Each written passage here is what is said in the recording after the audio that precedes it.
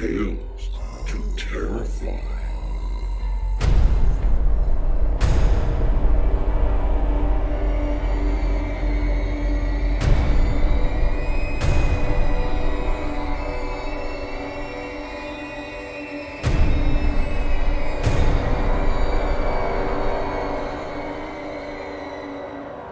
Good evening, children of the night. Come on into the cabin and settle on in. Things have been warm and rainy around these parts of Virginia. I'm glad you could make it.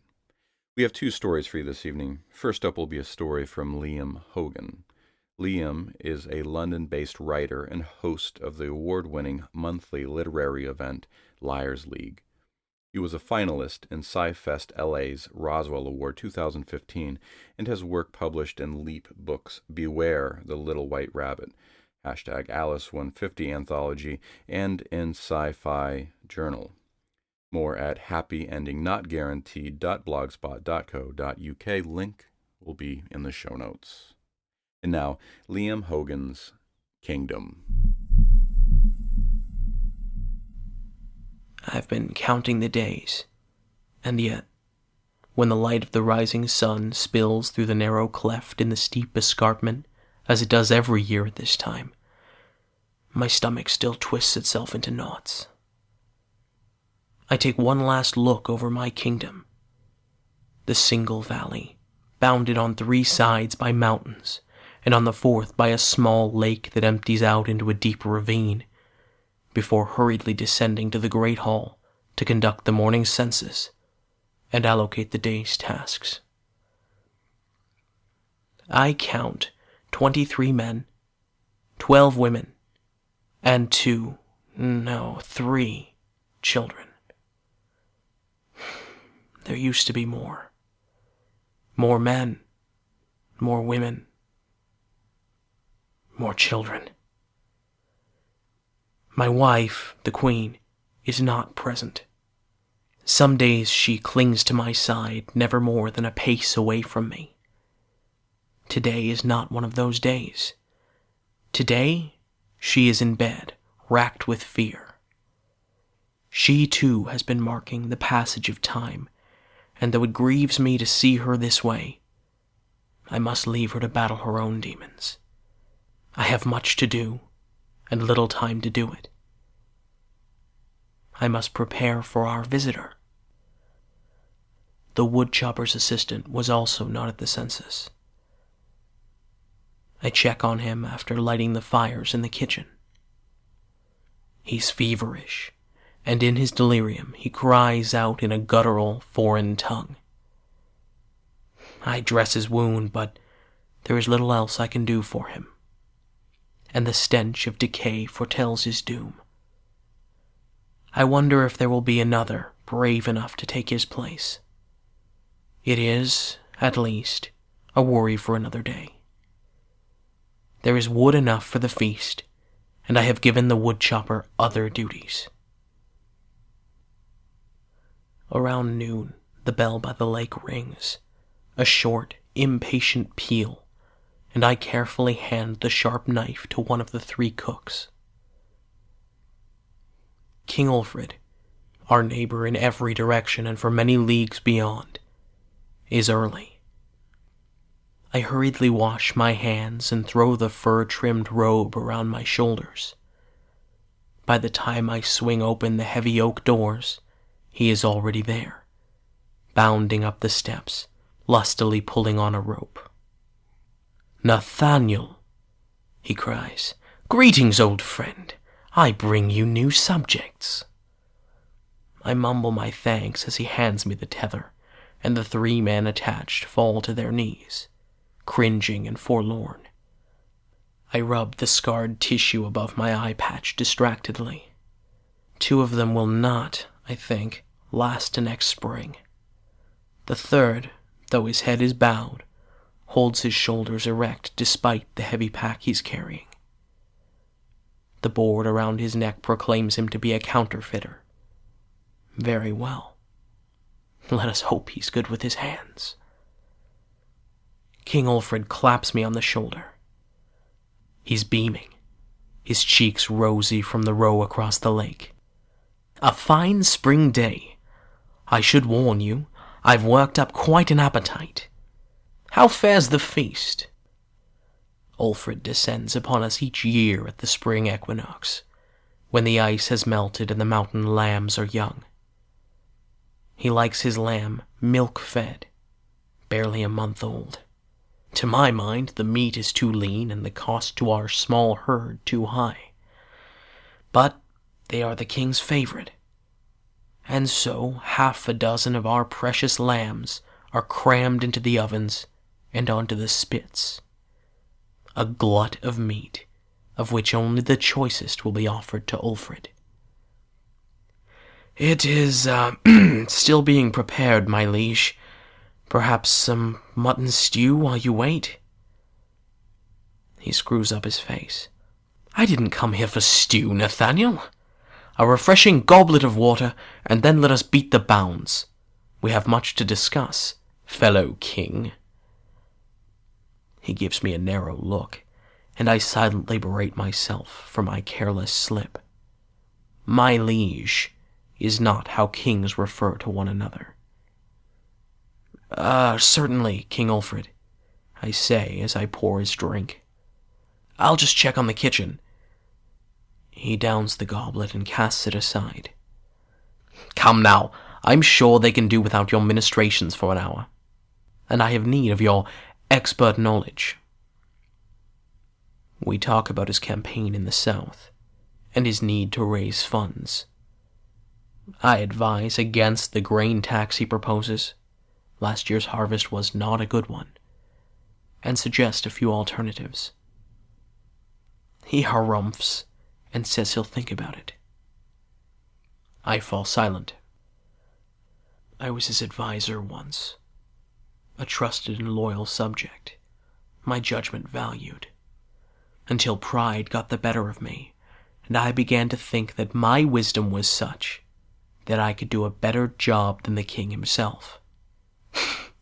My pitiful coup collapsed before it had even begun. Too close to the court, I misjudged the level of fear that the king inspired outside of it. I know that fear now. I had thought my life forfeit. Instead, it amused the king to banish me to this make-believe kingdom, along with my co-conspirators and our families. A lesson for others foolish enough to contest his might. The day is warm, and as we walk the thin trail that skirts the valley, I slip the robe from my shoulders and carry it over my arm. King Ulfred tuts. Nathaniel, your shirt is threadbare, and by the look of the needlework you must have darned it yourself. Perhaps I should send you my tailor? I shrug, neither accepting nor rejecting his offer, wondering what the tailor has done to displease him. Perhaps no more than the ox Ulfred sent when I asked for help to plough the fields. The beast mewling in terror and bucking at the slightest touch. Had it done anything to justify being the butt of the king's cruel humor? We pass the ruins of the stables. Improvements? He asks, raising an eyebrow. Fire, I reply simply. Any casualties? He seems eager for the gruesome details. I nod. 7. It took hold too fast for them to escape. We also lost the ox. A lie. The ox was dead long before the disaster that followed the first of the winter snows. A shame. King Ulfred shakes his head. They were fine stables. You will rebuild them, I hope. I look at him aghast. It was not a question. Was it an order? He's holding my gaze, the smile frozen. Yes. Now that the weather's better, I fluster. Good. I do so enjoy our walks, Nathaniel. It is such a pleasure to be without my usual retinue, even if it is only for an hour. And it warms the heart to see what a fine king you've turned out to be. Long may you reign, eh?" I shudder, a momentary weakness, but the king's back is turned and he fails to notice. We're at the rear of the hunting lodge that serves as my castle, near the kitchens, and the smell of roast meat fills the air. "Ah, now I am truly ravenous," he says, licking his lips. "Let's eat."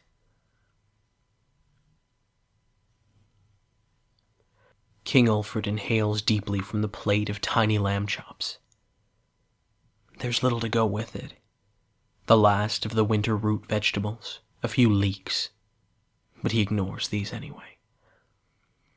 "Exquisite," he says as he pops a morsel of moist pink meat into his mouth.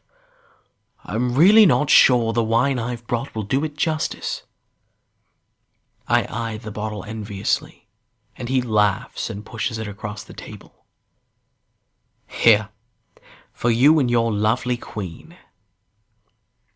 The queen seizes hold of my hand, her grip fierce. I wait a moment, but she says nothing, and as her grasp weakens, I fill and pass her the goblet. She takes it eagerly, quickly draining the blood-red liquor, a thin dribble escaping down her chin. King Ulfred watches intently and calls for another bottle, but the queen ignores the refill, and Ulfred shrugs in disappointment and starts his feast in earnest. I sip my wine cautiously and watch him eat, remembering tales my wife once told me of exotic poisonings the king employed to dispatch his enemies. When he finally pushes back from the table, a satisfied look on his face, his plate is brimming with the slender white curves of stripped bones. I do believe I might have broken my record. Perhaps the queen will do me the honor of counting? The queen stiffens, clenching her jaw. Then, after a long moment's pause, she slowly reaches out to the plate I have placed in front of her and begins, her lips moving silently. 38 is all she says when she removes the last bone. King Ulfred strokes his grease-slicked beard. 38, eh? 2 more than last year. My compliments to your cooks, he says. And now, I have a gift for you. A gift, I echo in trepidation. The king's largesse is not to be trusted. The king roots through the packs that were brought with him, pulling out a small parcel wrapped in white muslin. I open it gingerly, and then stare like a fool at the tiny embroidered tunic contained within. Fit for a prince, no? And where is the little tyke? Your Majesty, I begin and then quickly stop. Come now. You think I did not notice that the queen was with child on my last visit?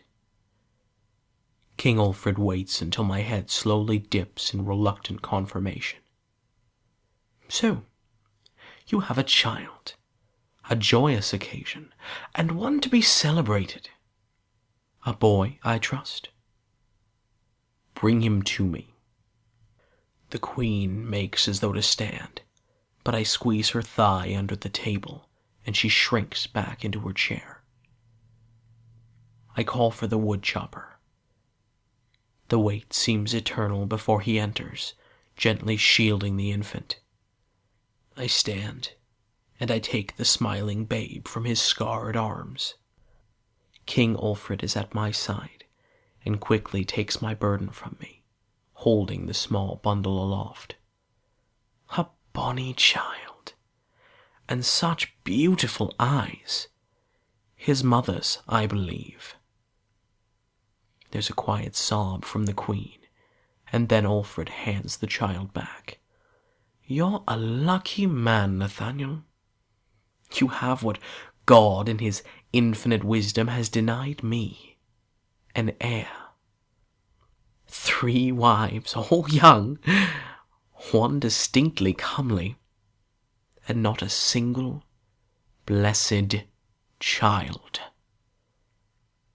Alfred reaches to his belt and pulls a dagger from its sheath, laying it down on the table next to his empty goblet. For a while, I thought I might groom a successor anyway. Some brilliant young man plucked from obscurity, humbled by the unexpected honor, grateful for the opportunity. Not, as it turns out, one of my brightest ideas. I stare down at my feet until I feel his grip on my shoulder, and I slowly raise my head to look into his impassive face. "As you know, Nathaniel, you owe me an eye, and I think it is time to collect, don't you? But I am not an unreasonable man. I will let you keep your sight if you offer me another's. Perhaps someone not yet tainted by your betrayal." The screams have finally stopped. The child has exhausted itself and sleeps fitfully. At long last, the hall is silent, littered with the remains of the feast that none dare clean up. I do not know where the Queen is. She wasn't to be seen when I returned from escorting Alfred back to the lake. That was hours ago. Hours of pacing the slowly darkening hall, rocking my son back and forth as I held his tiny grasping hands away from the blood-stained bandage wrapped around his head. How much can you be punished for one stupid mistake?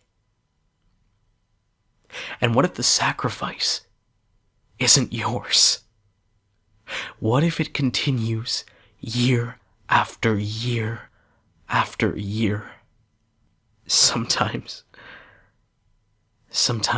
the sacrifice cannot be borne, and I dread what I might find when I seek out my wife.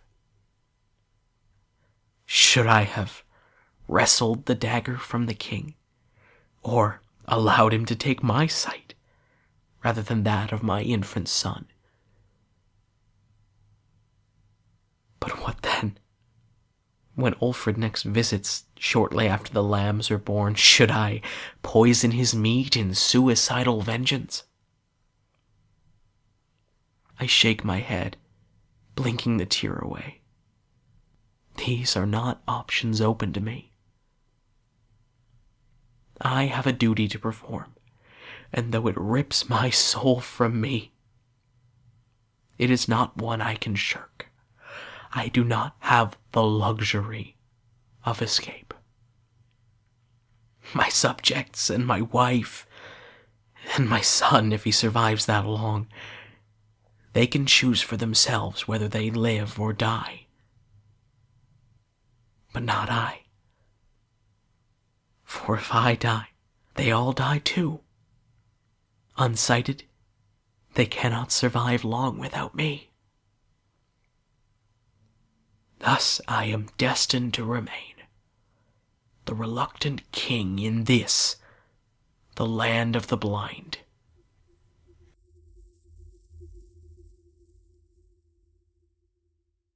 That was Liam Hogan's Kingdom, read by Devin McLaughlin.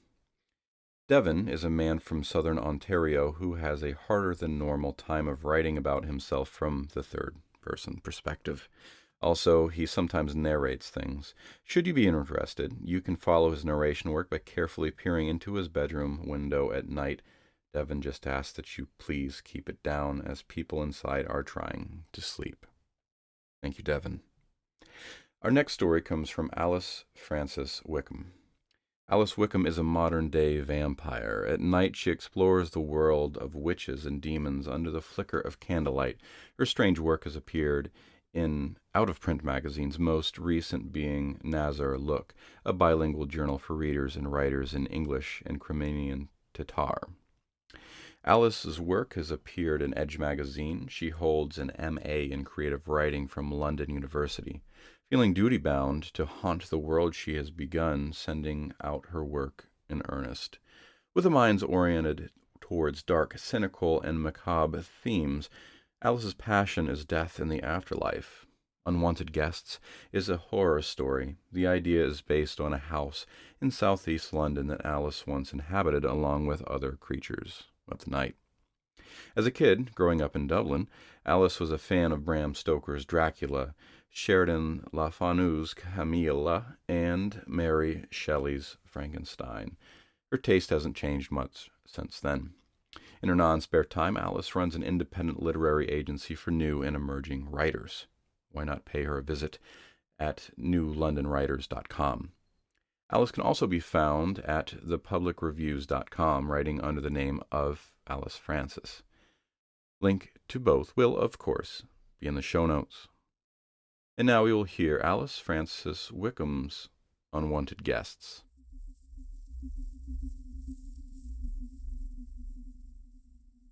Here they come, back from their outing. 2 sullen, baby-faced teenage boys, with their rough, cunning and secretive eyes, and their French mammas. This house is supposed to be haunted, and yet it has become a veritable hostel, shamelessly lending itself to such tourist types. The kitchen is filled to the brim with their shit, their cheeses and apples, coffee and beurre, their sweet little amber-coloured cakes. The scent of duty-free perfume filters the air, wafting generously. I envy their bourgeois simplicity, their delight in scoring a free trip to London under the auspices of their conniving relative, our other long-term occupant, the one we call the caretaker, the one who thinks he owns this house. He brazenly handed them the key, and invited them to stay under this roof, which is, I hasten to add again, not even his roof. Malik and I have lived in this house for a very long time. Malik says it feels like centuries. Malik moved in first, following a disastrous episode with his Algerian lover, an episode from which he is still recovering. I moved in next, coming out of the abyss of nowhere. I was drinking heavily and needing somewhere to call home. Malik and I occupy the whole of the top floor of the house. Then along came Alberto, gay, unemployed and HIV positive. He took up the empty room on the first floor. We are all, in a sense, convalescents, and this house is our sanctuary. The other rooms are occupied by the caretaker and his frequent guests.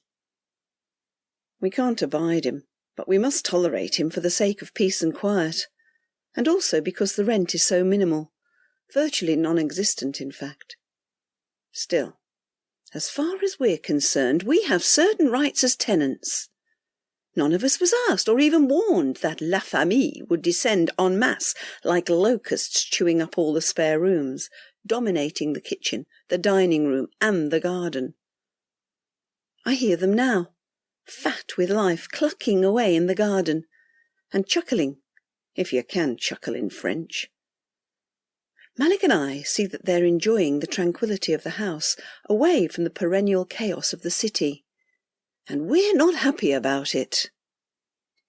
The only one who knew about their impending arrival was Malik, whose ears are constantly poised like antennae for the nearest hint of invasion. I sit in my room listening, envying, wondering what it would be like to inhabit their skin. Malik sits in his, brooding and sulking and willing them to leave. Malik, sly, shy, nearing a theatrical 40. He forever wonders, will he, like Bogey, make his name overnight, striking gold and fame at last. His long black hair and pretty boy looks have ferried him along as a barman and waiter in Covent Garden. At times, Malik's ridiculous ego knows no bounds. He still brags that he could make a fortune in Paris, where male and female celebrities have offered to pay him a very generous reward in return for his discreet and elegant services. He vows to leave London as soon as he's earned enough money for 6 months' rent on a small studio in Paris, which shouldn't take long, he says. All fantasy, of course. Alberto and I know only too well that he's never had the guts to leave this once private oasis. He made sure to take the finest room in the house. Unlike our bare quarters, his room has a certain class: a leather-bound desk, an antique mirror, dark wood floorboards that seem to go on forever, and a tall, wide oak wardrobe that conceals his costumes and wigs and other more precarious treasures. Besides, he's far too attached to his much-loved, much-abused old mattress. To leave this den, he would need to tear himself away follicle by follicle. And that is something Alberto and I know he's not capable of, yet. So, for the time being, we are all willing prisoners of this Victorian house. It binds us together like wool. I myself never planned on staying here this long. One day, I just dropped by and took up the empty space, resigning myself to a quiet existence in this crumbling old stone album of times lost and forgotten. It suited my needs. I felt comfortable with the slightly ruinous appearance. The scarred wood, the creaking staircases, the cracked window panes, even the rustic orange kitchen tiles, that no matter how often Alberto mops, always manage to look greasy and stained. A 3-story house, the tall body of the building a lovable old aristocrat gone to seed, its neglected garden a pair of much-loved, well-worn shoes. It is a house for polite losers. And, naturellement, the family are making good use of the hot running water, the old iron bathtub, the shabby but functional kitchen, the well-worn sofas, and the deep mattresses that, despite all these years of overuse, somehow remain comfortable. They are charmed by the grumble of commuter trains coming from behind the garden wall, and the intermittent rattle of Her Majesty's helicopters scouring the skies for who knows what. These sounds have not yet taken on the mien of perpetual annoyance. These sounds are enticing to their untutored ears. Malik and I remain in stiff, ghostly silence in our rooms, willing the family to bid au revoir. We rarely come out. But when insane chatter fills the hallway and the stairs, I am propelled to venture out of my room and go and knock on his door. Malik pushes past me into the landing and quickly snaps his door shut, as possessive of his privacy as ever. I've already caught sight of what he's feebly trying to protect from prying eyes, the instruments of torture, the iron fetters and chains freed from the closet, destroying the convention of his bedroom. In his hand he wields a small, sharp knife, the sort they call a kitchen devil. I see that a few remaining drops of blood trickle from the new cut he's made on his wrist, but I know better than to comment on his compulsion to cut his body, haunted by his obsession even now. I'm not bothered about Malik's eccentricities. I'm bothered about the Frenchies spreading themselves like a rash over the house. Who needs it? Who the fuck are they, and what are they doing here? I ask Malik. He raises an eyebrow, unaccustomed to seeing me so upset. He's not usually one to divulge. Gossiping has been his downfall in the past, but this much he reveals with a sarcastic tone. There is guests, toute la famille, staying here on a low-budget holiday, rent-free. I can't stand it anymore. All these strangers, in, out, in, out. I miss my friends in Paris. You know, I have decided definitely I will go back to Paris in the autumn. Unless, of course, I change my mind. I felt angry. Here he was, fantasizing again. You can't leave the house, Malik. Stop talking rubbish. Malik was furious back, and he jabbed the point of his knife at me. I don't give a shit about the house. I feel like a chien. It is not right. It is not a way to be. I am like a dog in a kennel. To say anything further would be to court disaster. So I left it and slid back into my room. Malik slid back to his, banging his door behind. I was perturbed for quite a while after that. The sooner the better Malik got rid of the notion of going away, then maybe we could settle down and do something about the constant invasions to our privacy. Malik was a strange bird, proud, yet capable of sacrificing himself like a lamb, spending all his money on brutish men who slung him to the ground when they'd finished with him. His last lover, an Algerian con artist from his beloved Paris, cut him up gently little by little, and from those wounds he never recovered. Once, from the window of my room, I watched him kneel as though in prayer beneath the broad, swaying leaves of the sycamore tree. His pose was serene and poetic as he gazed upwards, watching a sparrow returning to her nest. Was it an act of theatre? 1 week later, we found the tiny white egg lying on the grass and placed it with reverence amongst the ragged strawberry bushes planted a long time ago. Yes, we have our moments of simple pleasure, but we are not happy that La Toute la Famille has come to invade this sombre space, polluting it with their gaiety. As the days and nights roll on, Malik is becoming more and more irascible. He is seething. I can tell by his increasing scars, by the way he avoids the stairs, and by his door, which remains locked shut. Meanwhile, I stay in my room drinking heavily, ignoring the pleas of my liver for mercy and snubbing the careful advice once offered by a kindly doctor.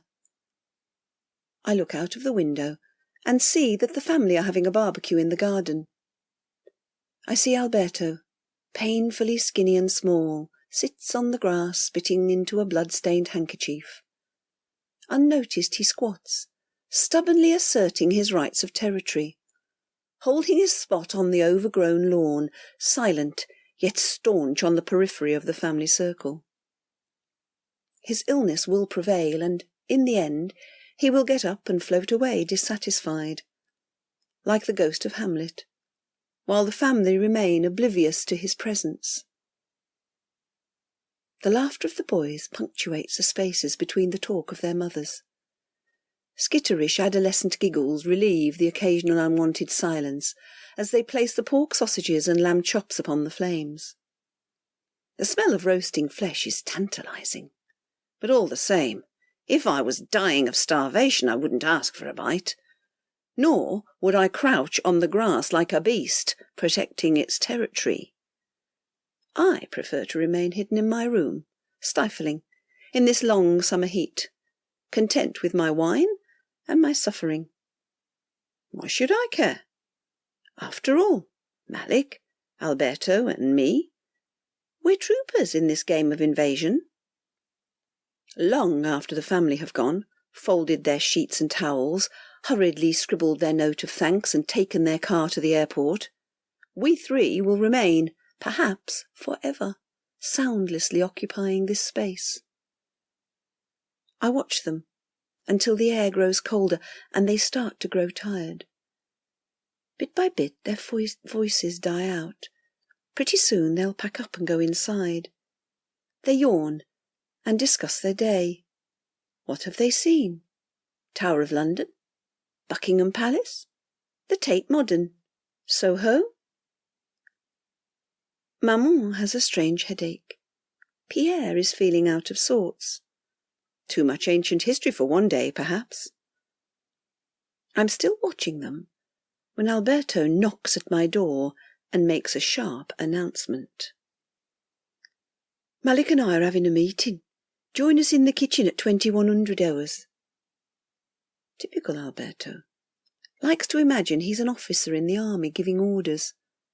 I wave him away, but decide it's in my interests to attend, if only to see what they're up to. When I arrive, Malik and Alberto are sitting at the kitchen table, looking like gleeful, overexcited schoolboys. "We've had enough," says Malik. "No more invasions. This is one too many. We need to preempt this crap happening again.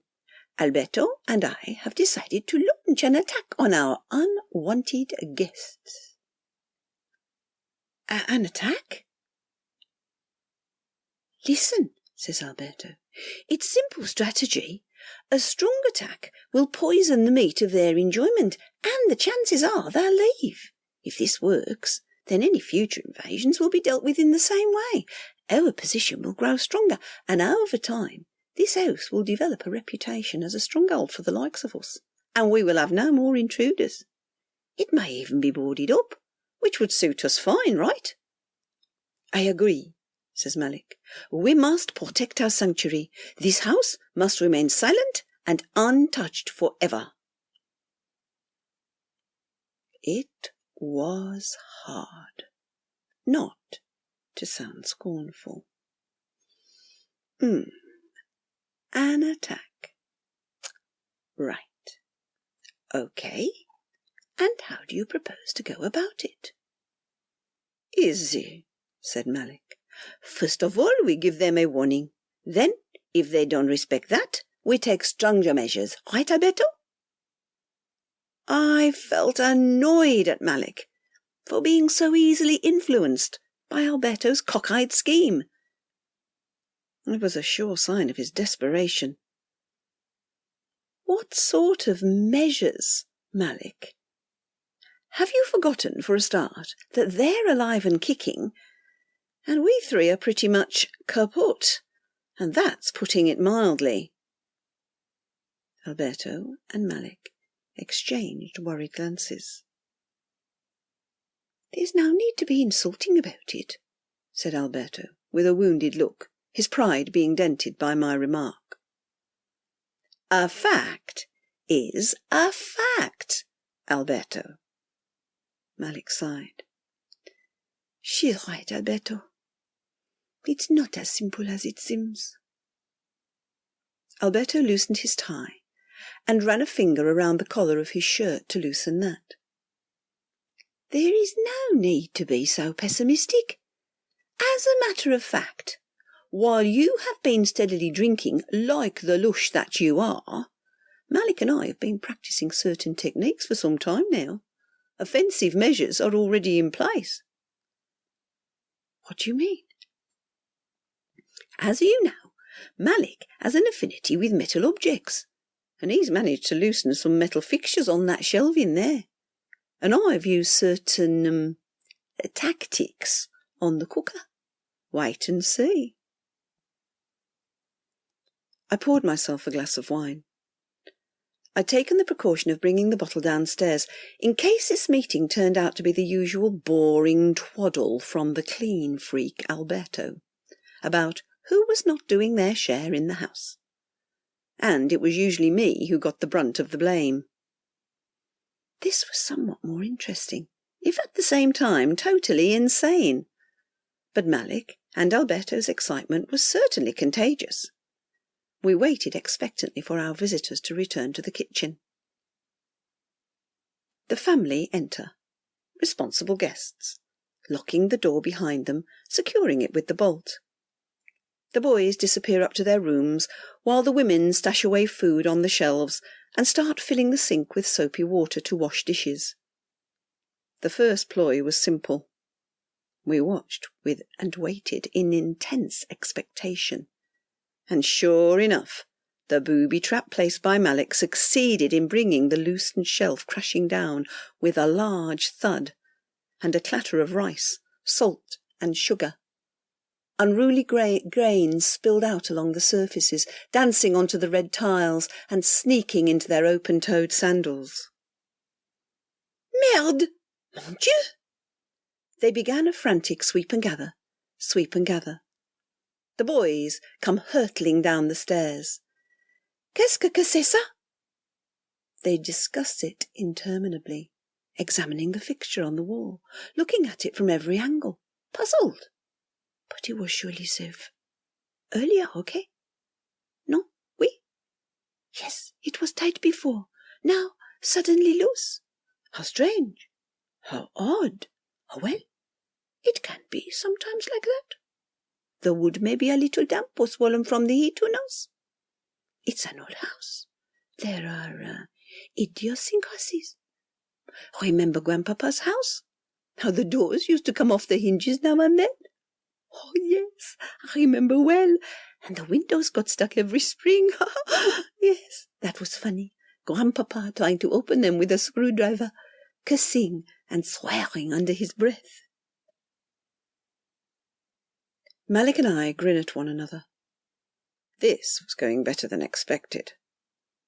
Now it's Alberto's turn to strike. Malik and I watch him close his eyes and concentrate intensely until the cooker springs into life, every gas ring firing up at once. The women are startled, and they cling to one another in fright. The boys swing into action, turning the knobs, twisting this way and that, and examining the wiring under the hood. One of them burns his thumb. Ouch! Ouch! They are by turns puzzled, then concerned, then petrified. They back away, uttering words of amazement. The cooker is switched off, and yet the flame grows higher. Alberto opens his eyes again, and the flames evaporate, followed by a powerful smell of gas. Noxious fumes rise throughout the kitchen, and the family become more and more anxious. Dangerous. Might be an explosion. We should ring our cousin, let him know what is happening. We must leave, just in case. It's not safe. Malik claps his hands in glee and grins at Alberto. Fantastic! Well done. Now, turn the thing down a little, my man. Enough is enough. We don't want the house to blow up yet, Alberto looks on nervously. When he talks, he stammers. A sure sign he doesn't know what the hell to do. The thing is, it ought to have, stopped, but this is a very ancient system. Malik loses it and bawls him out. What? You don't know? You worked for a British gas, didn't you? Shit! It was a mistake trusting you, Alberto. You're an incompetent idiot. I feel sorry for Alberto. Malik is being a little too harsh. After all, the ploy worked perfectly. Nevertheless, I had warned Malik about letting Alberto into the household. It was breaking our one golden rule, that clean freaks should not be permitted to stay longer than a week. It was one thing to try and carry on as normal, given our condition, but Alberto annoyed us intensely with his constant harangues and neatly written notes pinned up around the house, chastising us for leaving dishes lying on the drainer too long, or for not sweeping the floor properly, attracting mice. In the end, he insinuated himself into this house by blaming his mother for his obsessive-compulsive cleaning disorder. Insisting he had nowhere else to turn, he cried and whinged about his family disowning him because of his illness, etc., etc. Malik pitied him. A fellow queer, but I was less inclined to accept him from the start, and now this. The family have come to a decision. Bon, it's not safe to stay. Très bien. We will book rooms in a local bed and breakfast. Not expensive. They go off to start packing their things. On hearing that, Malik sighs with relief and taps a cigarette from his pack and lights it. Pure blue smoke rises to the ceiling in the kitchen. He turns again to Alberto, somewhat mollified. Okay, it worked out. But you're not off the hook yet, Alberto. If this thing goes wrong and the whole house blows, on your head be it. Alberto frowns and zooms over to the cooker, where he flits around examining it carefully. Finally, he turns to face us again, his eyes glowing with happiness. I understand. The smell of gas is not real. It's a deception. I didn't expect such a thing. This is beyond what I had hoped would happen. Your powers are impressive, I tell him, genuine for once. An olfactory illusion. Not bad. Alberto is overjoyed and receives the compliment like a prize pupil gaining a star from the headmaster. We three watch, attentive as gangmasters, as the family swiftly pack their chattels, not forgetting brushes, soaps, towels, passports, guidebooks, muttering to one another while they stuff, zip and wrap their belongings into suitcases and bags. Something not right. Odd happenings. Strange house. Did you notice how cold all of a sudden? We already have one, Thomas. Don't need another. I wonder what she meant by that, says Malik. Malik is leaning against the doorpost to the woman's bedroom, sucking contentedly on his galois, and scrutinizing their fashionable outfits. I sit on the bare wooden stairs, sipping my glass of Beaujolais. Alberto stands on the tiles in the hall, his legs wide apart, drooling at the two young men as they roll up their underwear and socks, jamming these items into their rucksacks. The boys are ready, their rucksacks neatly packed. One of them is holding a tabloid. Shall we take this, maman, as a souvenir? No, ma petite, no need. Let's not remind ourselves of the bad news. Her son nonchalantly tosses it back on the table in the hallway. Malik idly picks up the discarded newspaper to read it. Les familles are almost ready to depart, but before they go, they conduct a quick inventory of their belongings. Passports? Oui. Money? Oui. Tickets? Oui. Towels, soap, sandals, trainers, cameras and phones? Oui. Okay, bon, let's get moving. At the doorway, they hesitate, look at one another, and then, one by one, replace their baggage back down on the cool stone tiles. Malik has finished reading. He has the look of a dog, snarling. He flings the newspaper on the floor in disgust as though it were diseased. Alberto and I look at one another perplexed. I pick it up and read slowly, struggling to move beyond the words on the page, my mind stalling like a giant automobile faced with a bollard. The youngest boy turns to his cousin. Are you thinking what I'm thinking? Yes. You, maman? Yes. You, dear aunt? Oui, mon cher. We must remain here where we have been happy these last few days, says the boy's aunt. I agree, says her sister, his maman. I won't have it, shouts Malik, stubbing his cigarette on the tiles, crushing it soundly with the heel of his boot. And me, says the other boy, his cousin. Where else is there to go in the end? No, no, no, screams Malik. Alberto looks worried sick. What has upset him? What does it say? Speechless, I hold out the newspaper for Alberto to examine. Alberto grabs it and reads. His disbelieving eyes trace the words on the page very slowly, and then they read them over again. Finally, with shaking fingers, he neatly refolds the tabloid and gingerly replaces it on the hall table, as though it were a ticking bomb. What does this mean? What do you think it means, you idiot? Snaps Malik. It means we have guests, permanent ones.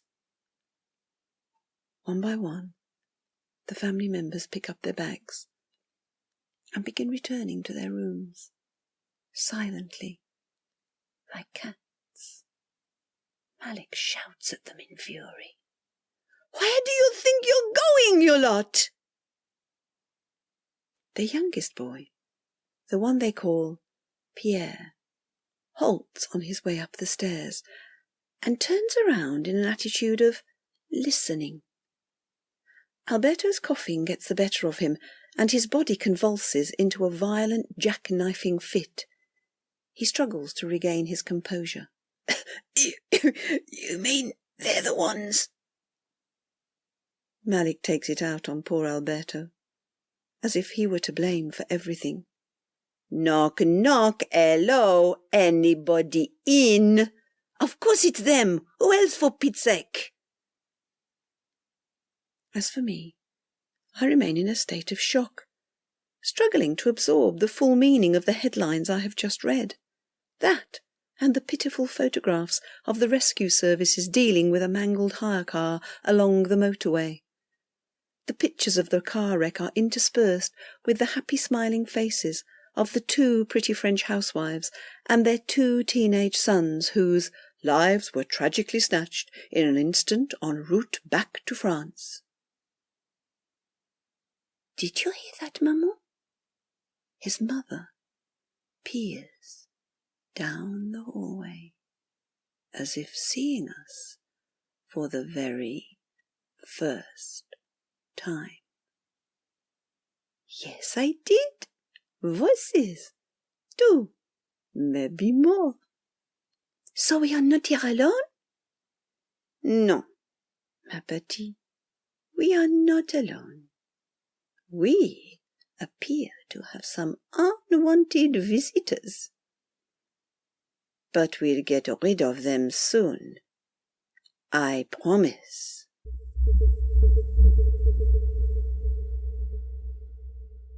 That was Alice Frances Wickham's Unwanted Guests, as read by Margaret Essex. Margaret Essex lives on the beautiful far south coast of New South Wales, Australia, with her long-suffering husband, a happy hound, and the cat who rules. She spends her time gardening, seed-saving, cheese-making, making music, and loves to be at a table of food and wine with friends and family. Thank you, Margaret. That'll be our show for the evening. Children of the Night, join us again next week for another episode of Tales to Terrify.